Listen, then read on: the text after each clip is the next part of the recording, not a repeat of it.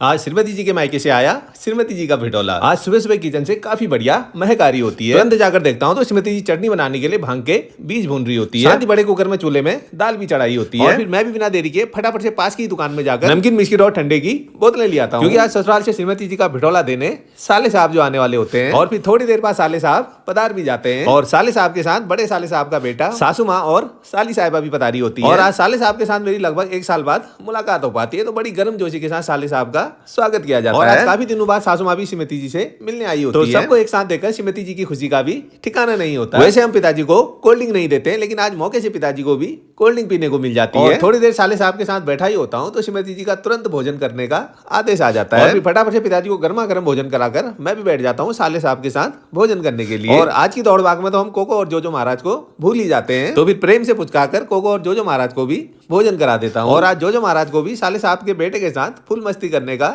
मौका मिल जाता है। और फिर बिटौली देकर 3-4 घंटे बहन के घर में बिताने के बाद साले साहब की हो जाती है घर जाने की तैयारी शुरू। और फिर जैसे ही सबको प्रेम से विदा किया ही होता है तो रोड में ही कर देते हैं जोजो और कोको महाराज तगड़ा पंगा शुरू। और जोजो की दादागिरी देखकर तो मुझे कुछ कहना ही नहीं आता। और फिर बड़ी मुश्किल से दोनों को समझा बुझाकर गेट के अंदर करता हूँ। और साले साहब के जाते ही श्रीमती जी खोल लेती है अपनी बिटौली का पिटारा। जब भी किसी की बिटौली आती है तो उसका आधा हिस्सा आस पड़ोस और पूरे गाँव में बांटा जाता है। तो मैं भी बिटौली के छोटे छोटे पैक बनाने में श्रीमती जी की हेल्प कर देता हूँ। और बिटौली के अलग अलग पैक बनते ही श्रीमती जी तुरंत चल देती आस पड़ोस और गाँव में बिटौली बांटने के लिए। मैं बिटौली में से एक पीस मिठाई का और कुछ फ्रूट से निकालकर पिताजी को दे देता हूँ, क्योंकि बुजुर्गों और छोटे बच्चों का मन एक सा होता है। और बिटौली क्या होती है ये मैंने इससे पहले वाले ब्लॉग में डिटेल से बताया है।